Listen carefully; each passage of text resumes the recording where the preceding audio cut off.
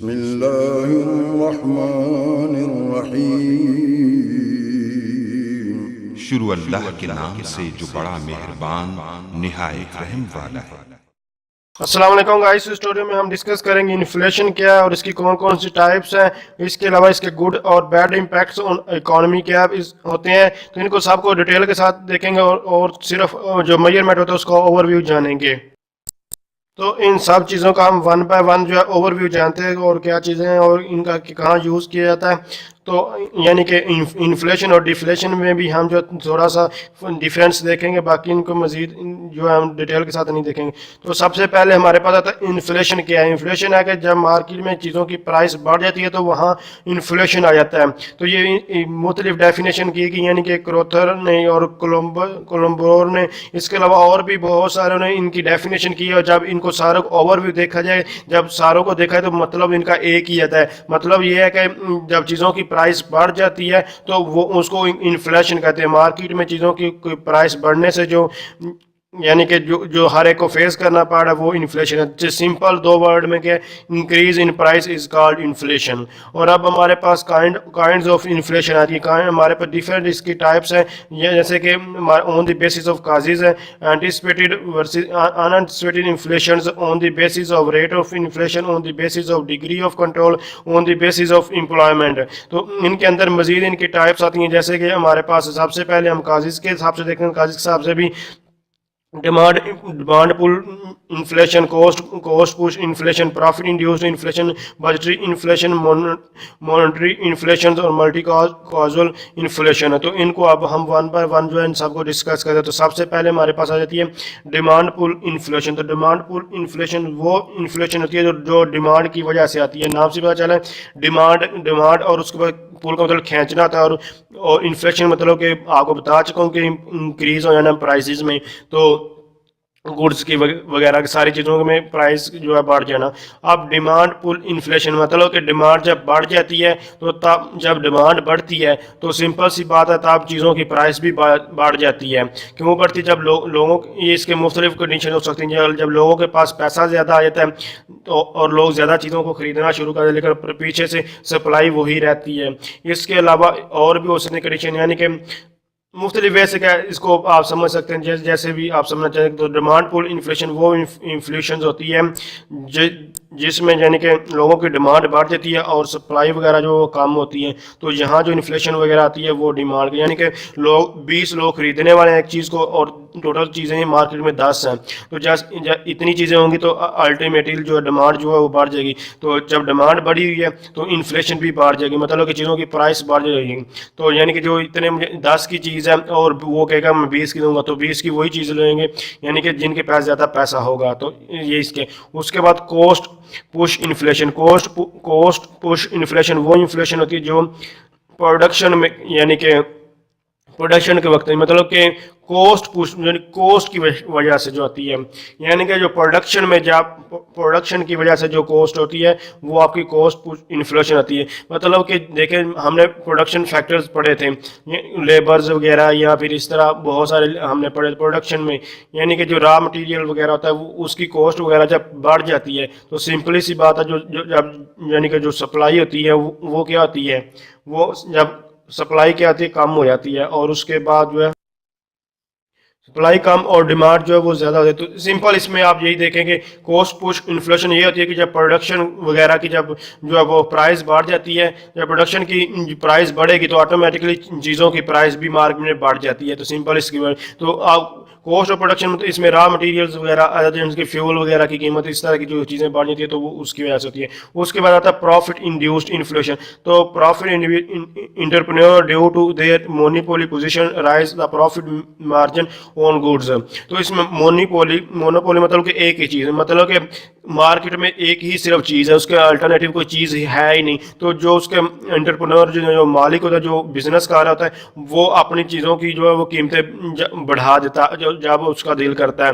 तो जब वो कीमतें बढ़ा देता तो फिर भी मार्केट में इन्फ्लेशन आया, क्योंकि एक जैसे कि अभी कोक और पेप्सी है, अब एक की चीज़ की कीमत बढ़ेगी तो लोग दूसरी को खरीद, लेकिन अगर मार्केट में चीज़ ही एक है, उसका अल्टरनेटिव ही कोई नहीं है, तो वो जब उसका जो एंटरप्रेन्योर यानी कि जो मालिक होता है, जो उसको बिजनेस को चला रहा होता है, अगर वो कीमतों की यानी कि किसी भी चीज़ की कीमत बढ़ा देगा तो भी फिर भी कंट्री में इन्फ्लेशन आ जाता है।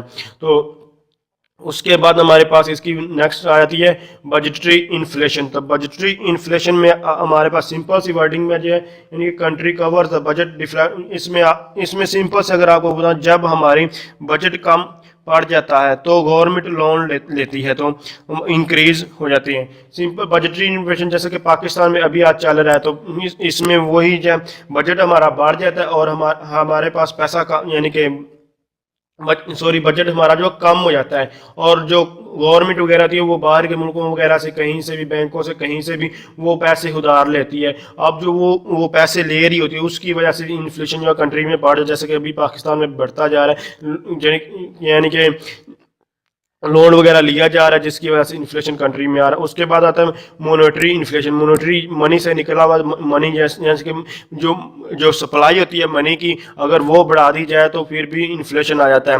अब क्यों आता है? क्योंकि देखें गवर्नमेंट वगैरह ज़्यादा पैसा छापना शुरू कर दें, और जब ज़्यादा पैसा लोगों के हाथ में सर्कल तो लोगों की डिमांड भी बढ़ना शुरू हो जाती है। हर एक बंदे के पास पैसा आया तो वो ज़्यादा से ज़्यादा चीज़ें खरीदना शुरू कर देता है। इसीलिए अगर इकोनॉमी किसी माशरे में पैसा ज़्यादा होता है तो वो लोग उसको, उनकी डिमांडें बढ़ जाती हैं, वो ज़्यादा चीज़ें खरीदते हैं। तो ये जो मॉनेटरी इन्फ्लेशन मतलब कि जब सप्लाई बढ़ जाती है पैसे की, तो तब मनी की जब सप्लाई बढ़ती है, जब ज़्यादा मनी पैसा हो जाता है लोगों के पास आ जाता है, तो तब भी जो है इन्फ्लेशन बढ़ जाता है। उसके बाद एंटीसिपेटेड और वर्सेज अनएंटीसिपेटेड। तो एंटीसिपेटेड इन्फ्लेशन वो इन्फ्लेशन होती है जिसका लोगों को पता होता है, जैसे कि लोग पहले से ही पैसा इकट्ठा शुरू कर, यानी कि वो आप अक्सर सुना होगा, लोग कहते हैं कि यार आगे आने वाले दिनों में महंगाई बढ़ती जा रही है। महंगाई तो लोगों को पता होता है कि ये आहिस्ता आहिस्ता महंगाई बढ़नी शुरू है, तो इसीलिए वो पैसा जो है वो उसको स्टोर करना शुरू कर, उसको पैसे को इकट्ठा करना शुरू कर देते हैं फ्यूचर्स के लिए। उनको पता होता है, तो उसको कहते हैं एंटीसिपेटेड, यानी कि तवक्को उनकी होती है कि उन्हें पता। अनएंटीसिपेटेड इन्फ्लेशन वो इन्फ्लेशन होती है जिसका लोगों को पता ही नहीं होता, तो वो एकदम से कोई किसी चीज़ की प्राइस जो वो बढ़ जाती है। जैसे कि आज वो चीज़ लेने गए 50 की मिली और कल वही चीज़ लेने गए उसको 100 की मिली, तो हैरान होगा पूछे यार मैं तो ये कल 50 की चीज़ लेकर गया, आज ये 100 की कैसे होगी? तो जो वो इन्फ्लेशन होती है उसको अनएंटिसिपेटेड कहते हैं, और जो रेगुलरली बढ़ती जाती है, लोगों को पता होता है ये हर साल इतनी बढ़नी है, तो वो एंटिसिपेटेड इन्फ्लेशन में आ जाता है। तो इन दोनों को जो है एक्सपेक्टेशन के नाम से भी जाना, यानी कि ये जो टाइप्स हैं इन्फ्लेशन की, on the basis of expectations होती हैं। तो एक्सपेक्टेशंस के नाम से यानी कि इसको जो एंटिसिपेटेड, इसको आप जो है एक्सपेक्टेड कह सकते हैं, और जो अनएंटिसिपेटेड होती है इसको अनएक्सपेक्टेड कह सकते हैं, यानी कि आपको तवक्को ही नहीं होती जी जो हो जाती है चीज़। और उसके बाद हमारे पास मजीद हमारे पास इसकी टाइप्स आ जाती हैं। तो अब हमारे पास ऑन द बेसिस यानी कि on the basis of rate of inflation.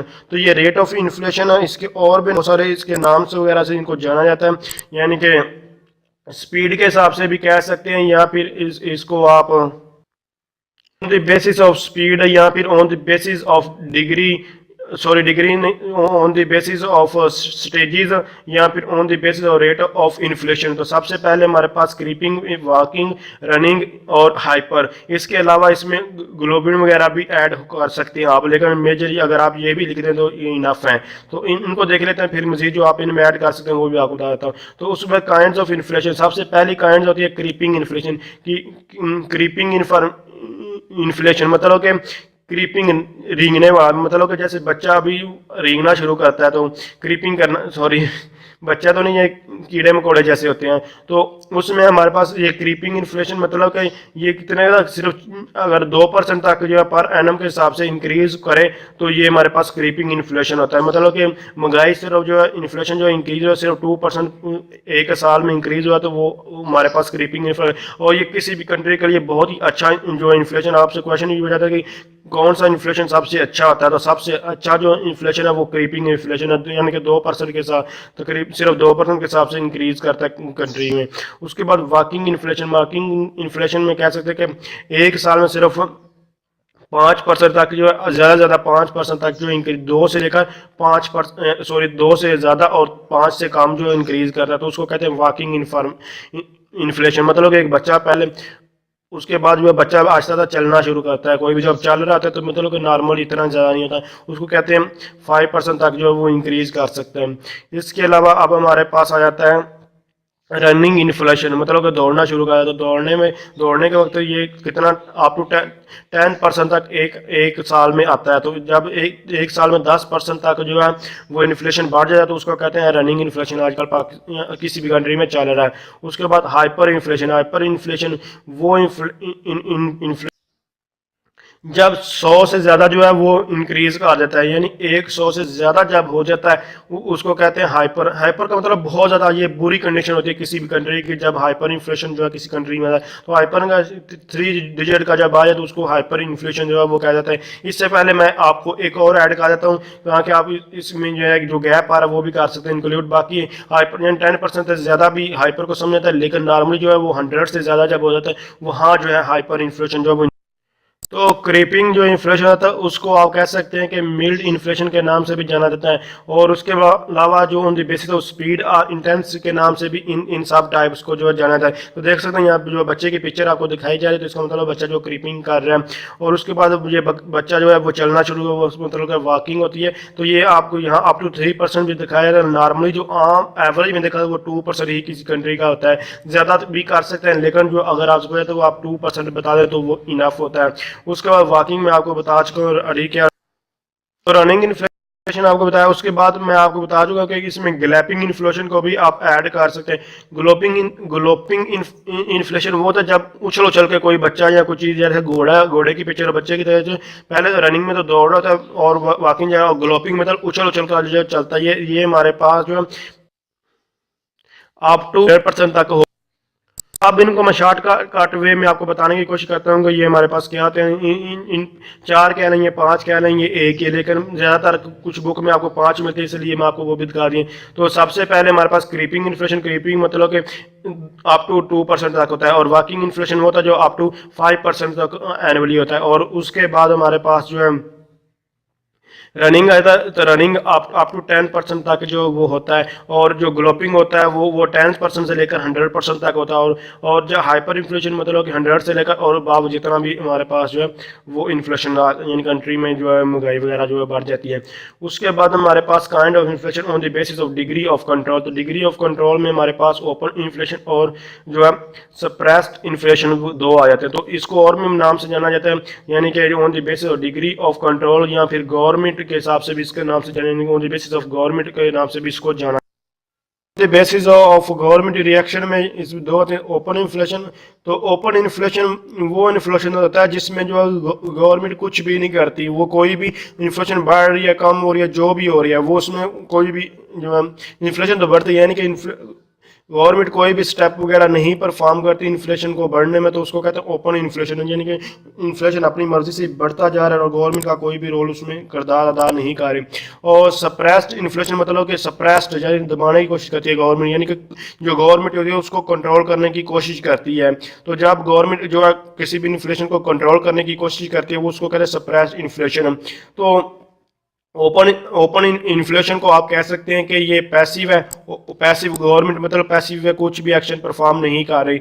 और जो सप्रेस्ड इन्फ्लेशन को आप कह रहे हैं कि एक्टिव है, गवर्नमेंट एक्टिव जो कोई यानी कि इक़्तिदाम जो है वो कर रही है, तो रोकने की कोशिश कर रही है इन्फ्लेशन को। तो ओपन इन्फ्लेशन में इस तरह भी हो सकता है जैसे कि जो फ्यूल जो वगैरह डिफरेंट कंट्री से, यानी कि यूरोप वगैरह, सॉरी यूरोप कह रहा हूँ, अरब यानी कि सऊदी अरेबिया वगैरह में से जो है वो परचेज किया। अब ये आलमी मंडी में इंक्रीज कर रहा होता है कंट्री, पाकिस्तान वगैरह देखेंगे तो ये इसको कंट्रोल नहीं कर रहा, तो ये ओपन इन्फ्लेशन है। गवर्नमेंट यहाँ तो कंट्रोल इसमें उसका कंट्रोल है ही नहीं। तो बेसिकली ये उसको सप्रेस इन्फ्लेशन मतलब कि जो कंट्री में चीज़ें जो है होती हैं और उनको वो कंट्रोल करने की कोशिश, ये भी कह सकते हैं। या सिंपल ये होता है जिसमें गवर्नमेंट कुछ भी नहीं करती, नहीं है कंट्रोल करने की कोशिश ही नहीं करती, तो वो भी ओपन इन्फ्लेशन में आ जाता है। बेशक कंट्री की चीज़ें हैं लेकिन उसको कंट्रोल नहीं करती।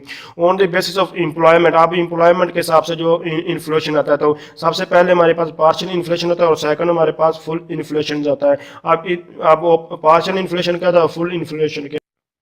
इनका नाम से पता चल रहा है पार्शियल इन्फ्लेशन का और जो फुल इन्फ्लेशन का था। तो पार्शियल में कहते हैं जो जनरल प्राइस लेवल जो है वो राइजेज होता है partly due to an increase in cost of production, मतलब कि जो कॉस्ट जो होती है प्रोडक्शन की वो हाफ थोड़ी बहुत वो बढ़ जाती है। जब देखें जब जो कोई भी मैं आपको स्टार्टिंग में ये बता चुका प्रोडक्शन और कॉस्ट के बारे में, तो ये वही चीज़ें बताई यानी कि जब कॉस्ट की जो यानी कि प्रोडक्शन की कॉस्ट थोड़ी बढ़ती है तो फिर भी जो है वो पार्शल इन्फ्लेशन आता है and due to the rise in supply of money. तो ये वही चीज़ है जो सप्लाई दोनों चीज़ें थी। उसके बाद हमारे पास फुल इन्फ्लेशन में भी वही आता है economy reach the level of full employment, जब कोई कंपनी फुल एम्प्लॉयमेंट के लेवल तक पहुंच जाती है तो आप भी लोगों में यानी कि इन्फ्लेशन आता है। देखिए जब ज़्यादा लोग एम्प्लॉयड होंगे, ज़्यादा लोग काम कर रहे होंगे, जब लोगों के पास हर एक जॉब वगैरह कर रहा होगा, जब ये सारी चीज़ें इस तरह की चीज़ें आ जाती हैं, लोगों के पास पैसा ज़्यादा होगा। जो स्टार्टिंग में बताया जब पैसा ज़्यादा होगा तो सिंपल सी बात है और प्रोडक्शन वगैरह तो वही है, लेकिन डिमांड लोगों की फिर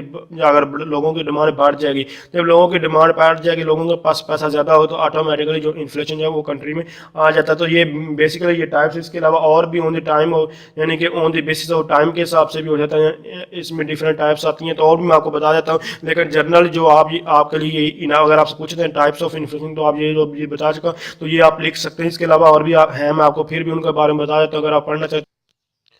तो on the basis of time कौन कौन सी हो सकती है, ऑन द बेसिस ऑफ यानी कि इन्फ्लेशन जो है वो टाइम के हिसाब से भी इंक्रीज, तो टाइम के हिसाब से क्या आते हैं, तो इस on the basis of time के हिसाब से तीन तरह की हमारे पास होती हैं।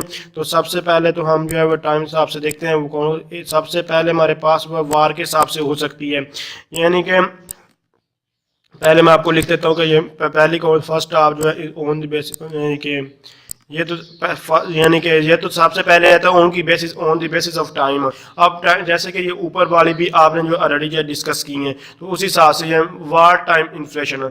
अब वार टाइम इन्फ्लेशन क्या आती है, वार को पता होगा जंग के टाइम जब इन्फ्लेशन होती है, मतलब कंट्री में जंग वगैरह वार हो रही है, तो जब कंट्री में वार वगैरह हो रही होती है तो वो जितना पैसा होता है वो वेपन वगैरह पर जो है वो लगा देते हैं। तो जब वेपन वगैरह पर लगा देते हैं तो तब भी कंट्री में जो है वो इन्फ्लेशन जो है वो आ जाती है, यानी कि कीमतें चीज़ों की बढ़ जाती है क्योंकि प्रोडक्शन वगैरह पे वहाँ पैसा वगैरह लगाया ही नहीं जा रहा, कुछ भी सारी चीज़ें उन्होंने वहाँ पैसा सारा जो है वो जो चीज़ यानी कि वेपन वगैरह बनाने पे लगा दिया, तो इसलिए इसकी वजह से आती है।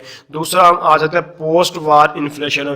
पोस्ट वार मतलब कि जब चली गई है यानी कि जो वार हुई है, अब वार में जो आप बहुत ज़्यादा कंट्री का नुकसान हो जाता है, जितनी भी चीज़ें थी जो भी वो तबाह हो जाता है सब कुछ, तो वो उसके बाद के जो है वो जो इन्फ्लेशन आती है उसको कहते हैं पोस्ट वार इन्फ्लेशन। तो ये पोस्ट वार इन्फ्लेशन इसको कहते हैं। तो इसके अलावा जो थर्ड टाइप इसकी आ जाती है वो पीस टाइम इन्फ्लेशन। अब पीस मतलब अमन के सुकून के वक्त जब इन्फ्लेशन आता है, तो ये नॉर्मल जब कंट्री होती है तो तब भी इन्फ्लेशन जो है वो आ सकता है, तो पोस्ट वार इन्फ्लेशन होगा। उसके बाद जो थर्ड हमारे पास जो तीसरी आ जाती है वो आपको पीस वार। तो ये कैसे आती है, सिंपल सी बात है, देखिए आप कंट्री की जब मैनेजमेंट ठीक नहीं तो कंट्री के लोग कंट्री को चलाने वाला जो जैसे वजीर आजम वगैरह जो इस तरह के जो लोग होते हैं जो कंट्री को ठीक तरह से चलाते नहीं, उनको चलाना नहीं आता, तो तब भी जो है इन्फ्लेशन इंक्रीज होती है। जैसे कि उन्होंने कोई प्रोजेक्ट ऐसा प्रोजेक्ट स्टार्ट करते हैं जो बहुत ही सालों का यानी कि बहुत लेंथी होता है, बहुत लंबा चौड़ा उसका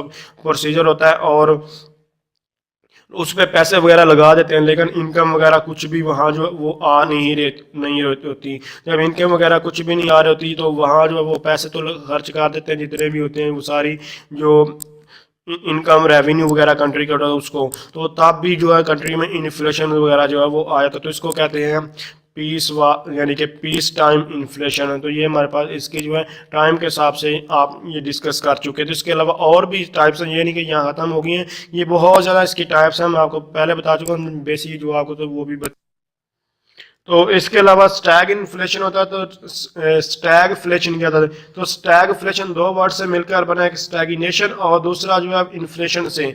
तो अब स्टैग इन्फ्लेशन क्या था, स्टैग मतलब तो दो नाम से जैसे बता चुका होता है, ये जब ये स्टैग इन्फ्लेशन आता है तो कंट्री के हालात भी बहुत ही इसमें ख़तरनाक होते हैं, जो बहुत बुरी सिचुएशन में जो कंट्री होती है जब स्टैगफ्लेशन आता है। तो स्टैगफ्लेशन किस वजह से था, जब लोग कंट्री वगैरह जो है वो डेवलपमेंट बिल्कुल ही नहीं कर रही थी, लोग बहुत ज़्यादा अनएम्प्लॉयड होते हैं, लोग अनएम्प्लॉयड वगैरह बहुत ज़्यादा होते हैं और कंट्री बिल्कुल वहाँ रुकी होती है, कोई भी जो है डेवलपमेंट नहीं हो रही, यानी कि जो सप्लाई वगैरह होती है वो आ ही नहीं रहती, प्रोडक्शन वगैरह चीज़ों की वो हो ही नहीं रहती। प्रोडक्शन हो ना हो लेकिन डिमांड तो लोगों की जो नॉर्मल चीज़ों की होती है वो रहती है। अगर वो भी बिल्कुल गिर जाए तो तब जो कंडीशन आती है उसको कहते हैं स्टैगफ्लेशन।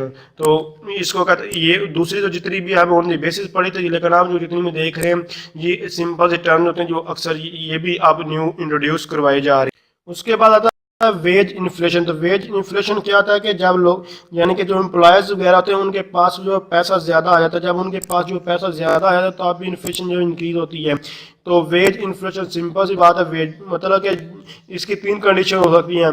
यानी कि जो एम्प्लॉयज़ वगैरह आते हैं वो शार्ट हो जाते हैं, यानी कि जिस यानी कि ऑर्गेनाइजेशन में या कि जिस भी कोई भी इंडस्ट्री वगैरह है उसमें जो है जो मजदूर वगैरह हैं, जो एम्प्लॉयज़ वगैरह हैं, जो वर्कर्स वगैरह हैं वो 10 चाहिए होती है, लेकिन वर्कर्स टोटल जो है 4 होते हैं। जब वर्कर कम होते हैं तो वो फिर वो कहते हैं कि डिमांड करते हैं कि हमारे पैसे बढ़ा दिए जाएँ। तो क्योंकि जो कंपनी होती है उसकी मजबूरी होती है, उनके पैसे उनको बढ़ाना पड़ता है, अदरवाइज क्योंकि उनका काम नहीं चलता, तो तब वो यानी कि वो पैसे बढ़ाते हैं। इसके अलावा तो जब वो पैसे बढ़ाते हैं तो लोगों के पास पैसे आते हैं, तो इसकी वजह से भी जो है ये इशू जो एक तो ये कंडीशन होगी। दूसरी कंडीशन ये होती है कि जो लेबर यूनियन निगोशिएट होता है, मतलब कि जो लेबर वगैरह तो उन आपस में यूनियन होने की रहती है, यानी कि वो कहते हैं इतने पैसे अगर हमको आप देंगे तो हम वर्क करेंगे, अदरवाइज वो नहीं करेंगे। तो ये जैसे कि एक यानी कि कोई डॉक्टर होगा या डॉक्टर है, वर्कर है, जो भी है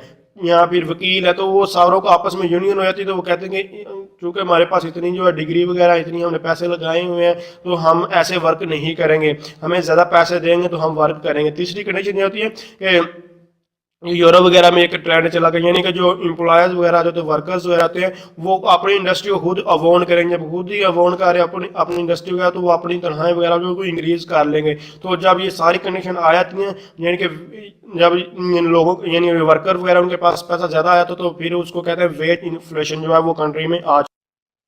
इसके अलावा एक और टर्म यूज होती है कि वैल्यू ऑफ मनी क्या है। तो यानी कि एमसीक्यू हिसाब से पूछा जाता है तो इन्फ्लेशन के वक्त जो मनी की जो वैल्यू होती है वो क्या होती है। तो जब इन्फ्लेशन होता है किसी कंट्री में तो मनी की जो वैल्यूज होती है वो डिक्रीज हो जाती है, यानी कि फॉल्स कर जाती है। तो फॉल्स क्यों करती है, देखें लोगों के पास पैसा ज़्यादा है, महंगाई ज़्यादा आ गई, तो यानी कि कोई चीज़ बहुत महंगी मिल रही होती है तो वो कीमत ही नहीं रहती उस चीज़ की। यानी कि जो पैसा आपके पास होता है, पैसा बहुत ज़्यादा होता है आपके पास, लेकिन वो चीज़ नहीं आपको मिली, तो उसका मतलब है जो पैसा बहुत ज़्यादा आपके पास और आपको फिर भी कोई चीज़ नहीं मिल रही, उसका मतलब कि जो वैल्यू जो आपके जो पैसे की वैल्यू वो कम हो चुकी है, गिर चुकी है आपके पैसे की वैल्यू। तो सिंपल से इसमें आपको पूछा जाता है कि जो वैल्यू होती है मनी की, जो इन्फ्लेशन किसी कंट्री में हो तो वो इन्फाज होता है या यानी कि इंक्रीज करा तो क्या होता है, राइज होता है। तो सिंपल आप कह सकते हैं इन्फ्लेशन के वक्त जो वैल्यू होती है मनी की वो फॉल्स कर सकती है। तो उसके बाद डिफ्लेशन इसके अपोजिट कंसेप्ट है जिसको बाद में मैं बोल देता हूँ। तो तब जो वैल्यू वो राइज हो जाती है।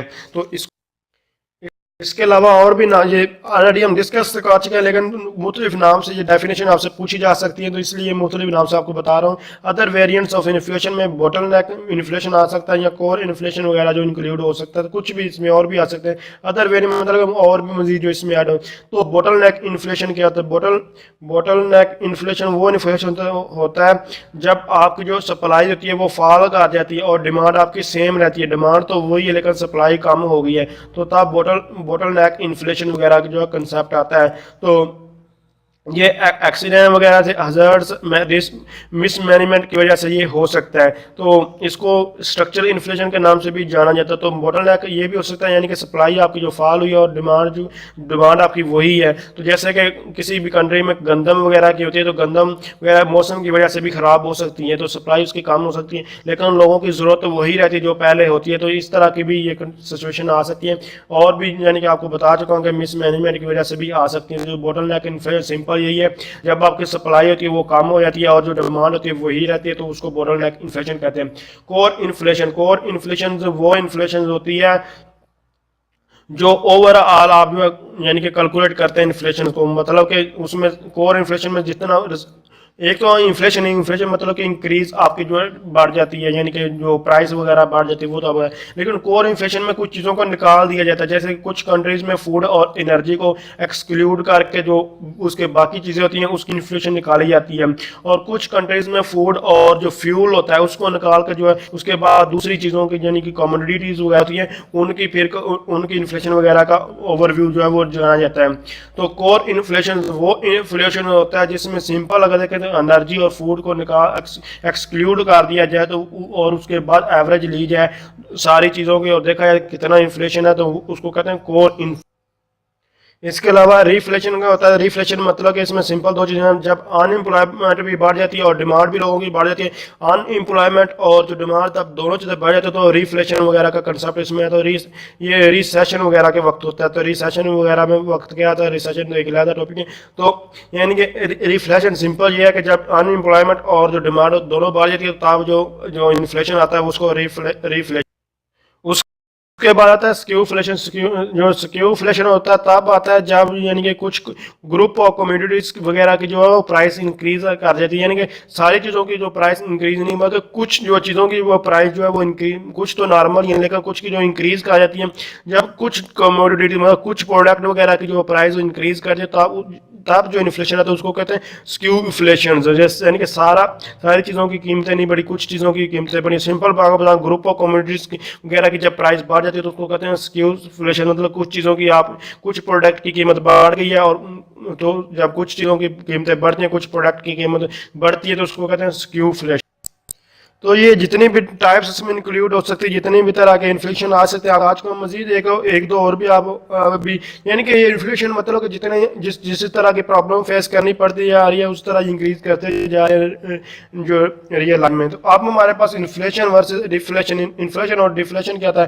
तो इन्फ्लेशन का मतलब है जो प्राइस होती है वो इंक्रीज करती है, यानी कि आज जो चीज़ है वो 10 की है, कल 20 की, परसों 30 की, या 10 12 16 इतनी इंक्रीज करती है तो उसको कहते हैं इन्फ्लेशन। और डिफ्लेशन उसके अपोजिट है, मतलब कि जो चीज़ों की प्राइस है वो कम होती जा रही है, यानी कि आज 10 की कल 8 की हो जाएगी, उसके बाद 6 की हो जाएगी, इस तरह सस्ती होती जा रही है। इन्फ्लेशन मतलब कि चीज़ों की प्राइस बढ़ती जा रही है, डिफ्लेशन मतलब कि चीज़ों की प्राइस जो है वो कम होती जा रही है, इसको इन्फ्लेशन और डिफ्लेशन कहते हैं। तो यहाँ तीन चीज़ें और भी, इन्फ्लेशन, डिफ्लेशन और डिसफ्लेशन, तीनों में क्या डिफरेंस है मैं आपको वो बताने की कोशिश करूँगा। तो इन्फ्लेशन में सिंपल आपको बता सकूँ कहता है कि चीज़ों की प्राइस बढ़ती है, डिफ्लेशन मतलब चीज़ों की प्राइस कम होती है।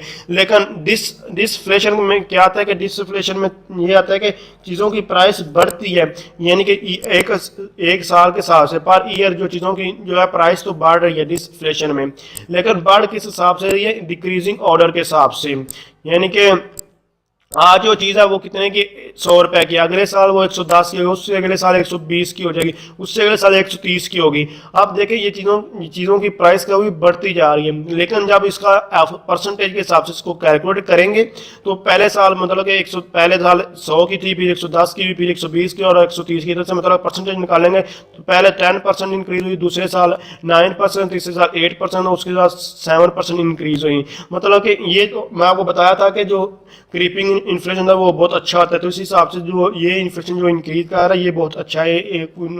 इसमें यानी कि इसको कहते हैं डिसफ्लेशन, डिक्रीज हो रही है, यानी कि नॉर्मल प्राइस हर साल से क्योंकि आप इसको इन्फ्लेशन को रोक नहीं सकते, जैसे जैसे वक्त गुजरता जा रहा है इन्फ्लेशन यानी चीज़ों बढ़ती जा रही है, इनकी प्राइस बढ़ती जा रही है, लेकिन उसके बावजूद बढ़ने के साथ साथ क्या हो रहा है कि बढ़ तो रही है लेकिन इतनी नहीं बढ़ जितनी बढ़नी चाहिए, कम उस हिसाब से बढ़ रही है, इसको कहते हैं डिसफ्लेशन। तो फिर मैं आपको बता देता हूँ कि इन्फ्लेशन मतलब कि चीज़ों की प्राइस बहुत ज़्यादा दिन ब दिन बढ़ती जा रही है और यानी एवरेज से हिसाब से ज़्यादा बढ़ती जा रही है, और एवरेज के हिसाब से अगर चीज़ों की प्राइस कम होती है वो डिफ्लेशन हो जाता है। और डिसफ्लेशन मतलब कि ईयर के हिसाब से जो प्राइस बढ़ने चाहिए थी उतनी नहीं बढ़ रही, उससे थोड़ी कम बढ़ रही है लेकिन उससे कम बढ़ रही, तो उसको कहते हैं डिसफ्लेशन।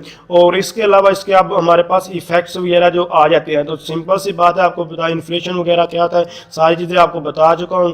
तो आप इफेक्ट्स आप इतनी डिटेल के साथ पढ़ने का आप खुद ही इफेक्ट लगा सकते हैं। मतलब कि जब बहुत ज़्यादा इन्फ्लेशन आ जाता है किसी कंट्री में तो वो खतरनाक हो जाता है किसी कंट्री का। लेकिन अगर कम इन्फ्लेशन है, थोड़ा बहुत इन्फ्लेशन है, जैसे क्रीपिंग इन्फ्लेशन है, नॉर्मल इन्फ्लेशन है, तो वो कंट्री के लिए अच्छा होता है। लेकिन अगर डिफ्लेशन आ जाए तो यानी कि बहुत बहुत ज़्यादा इन्फ्लेशन गिर जाए तो वो कंट्री के लिए अच्छा नहीं होता।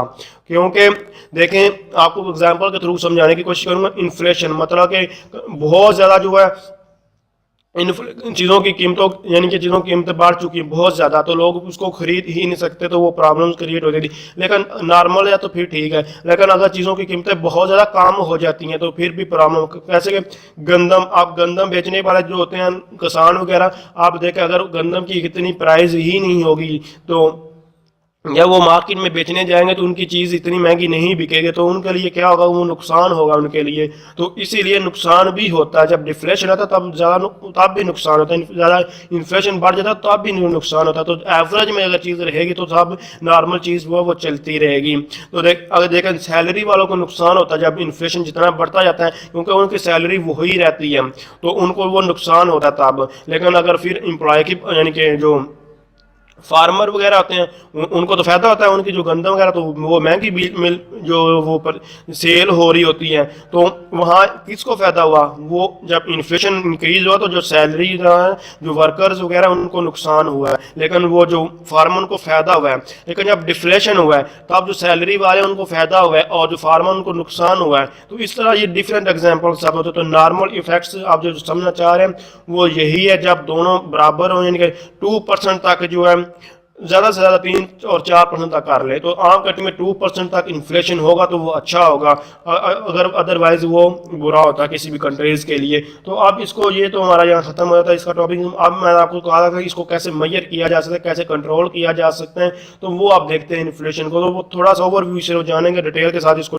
तो आप क्वेश्चन है कि हाउ इन्फ्लेशन इज कैलकुलेटेड, यानी कि इन्फ्लेशन को कैलकुलेट कैसे किया जा सकता है। तो कैलकुलेट करने का ये सीपीए को फिलहाल भूल जाए, ये कैलकुलेट करने के मेथड्स हैं, मुख्तलिफ मेथड्स हैं जो, तो इनको अभी बाद में देखते हैं। तो सबसे पहले सिर्फ आप फार्मूले पे फोकस करें।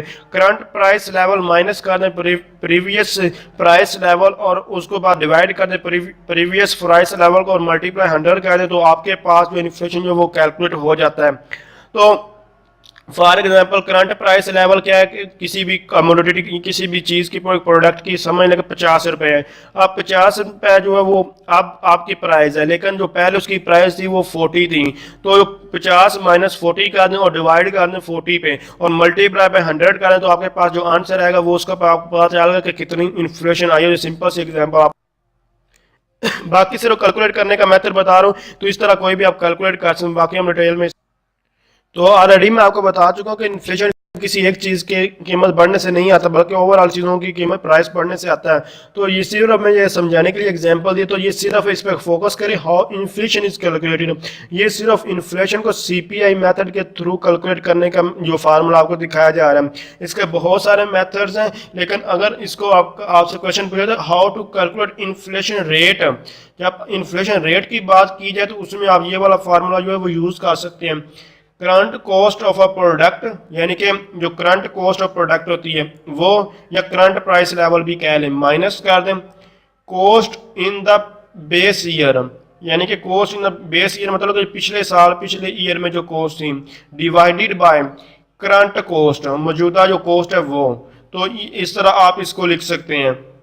तो मैं आपको फिर बता रहा हूँ, अगर आपसे पूछा जाए कि इन्फ्लेशन रेट फाइंड करेंगे, यानी कि पिछले साल ये रेट था, इस साल ये रेट, इस तरह आप फाइंड करना चाहते तो उसके लिए फार्मूला ये हो जाएगा कि current cost minus cost in the base year divided by current cost. तो ये फार्मूला आप उसके लिए यूज कर सकते हैं इन्फ्लेशन रेट निकालने के लिए। फॉर एग्जाम्पल जो आज कीमत है किसी भी प्राइस की, ये एग्जाम्पल के तौर पर समझा, आज 50 रुपए है और कॉस्ट उसकी 2015 में कितनी थी, 40 रुपए है, ठीक है। और उसके बाद इन्फ्लेशन रेट आप उसका निकालना चाहते हैं, तो आप वो कैसे निकालेंगे।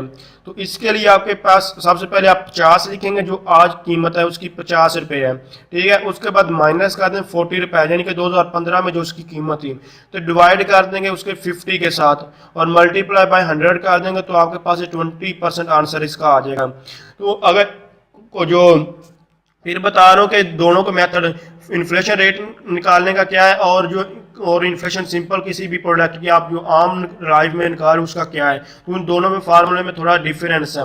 तो सबसे पहले फिर मैं आपको रिपीट कर रहा हूँ, थोड़ा फोकस करें इस चीज़ पे। तो जो करंट प्राइस लेवल माइनस उसमें से कर देंगे cost in the base year और डिवाइडेड कर देंगे करंट कॉस्ट मल्टीप्लाई 100, तो ये आपके पास इन्फ्लेशन रेट आ जाएगा। लेकिन जो आपको फार्मूला स्क्रीन पे दिखाई दे रहा है ये इन्फ्लेशन कैलकुलेट करने का फार्मूला है। इस फार्मूले में आप पहले 50 लिखेंगे -40 डिवाइडेड बाय 40, लेकिन इन्फ्लेशन रेट के लिए आप क्या लिखेंगे 50 -40 डिवाइडेड बाय 50 और मल्टीप्लाई दोनों के साथ 100।